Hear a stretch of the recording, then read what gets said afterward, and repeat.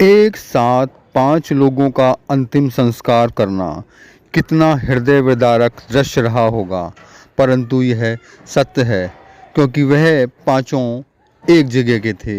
हम बात कर रहे हैं देहरादून में हुए मित्रों के एक्सीडेंट की। आखिर ये एक्सीडेंट क्यों हुआ, इसकी असली वजह क्या थी? कुछ लोगों का मानना है कि उन्होंने ड्रिंक किया हुआ था, कुछ स्पीड को दोषी मानते हैं।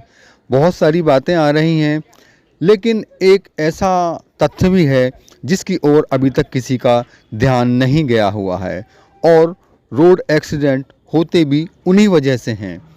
रोड पर चलने के लिए कुछ मानक तय होते हैं, कुछ नियम बनाए होते हैं जिनको नियंत्रण यातायात पुलिस और आरटीओ विभाग करते हैं।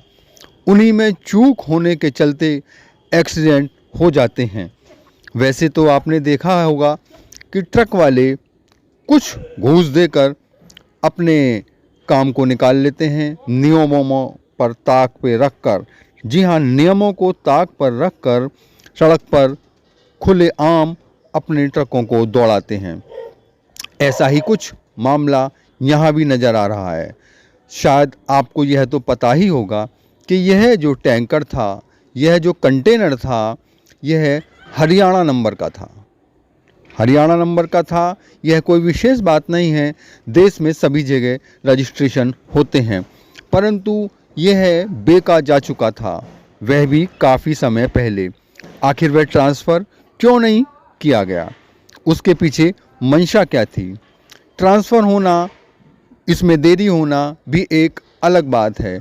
विशेष बात यह है कि इस ट्रक की, इस कंटेनर की फिटनेस ख़त्म हो चुकी थी, वह भी काफ़ी समय पहले, क्योंकि अब 2024 चल रहा है और यह इसके कागज़ों में जो त्रुटियां आनी शुरू हुई थी वो 2013 और 15 से ही आना शुरू हो गई थी। इसका रजिस्ट्रेशन फिर से नहीं कराया गया था, ट्रांसफ़र नवीन स्वामी के नाम पर नहीं कराया गया था।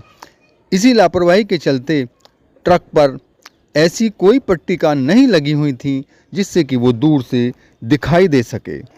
क्या ये एक बड़ी वजह नहीं है? सामने वाले की स्पीड चाहे कितनी भी हो, अगर उसे इस धुंध और कोहरे में वाहन दिखेगा ही नहीं तो वह कहाँ से उसको जज कर पाएगा कि उसे किधर चलना है, किधर नहीं चलना। आप स्क्रीन पर देख रहे हैं कि वाहन की हालत कितनी ख़राब है। मैं डॉक्टर राज पंडित, खबर की पूरी जानकारी के लिए बने रहेंगे आपके साथ एवन न्यूज़ के माध्यम से। एक ब्रेक के बाद अभी आपको जानकारी देंगे कि मामला पूरा था क्या, आखिर पूरा सत्य था क्या।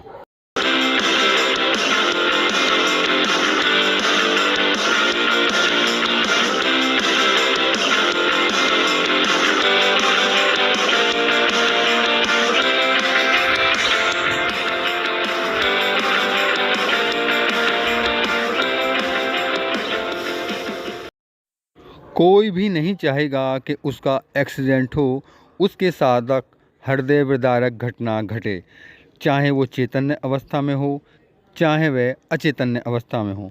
लेकिन फिर भी यह एक्सीडेंट हुआ। एक्सीडेंट भी इतना भयानक कि एक साथ 6 मौतें हो गईं, और 7वां व्यक्ति जो ज़िंदगी और मौत से जूझ रहा है। भविष्य की गर्त में क्या है नहीं कहा जा सकता। अब बात करते हैं उस कारण की।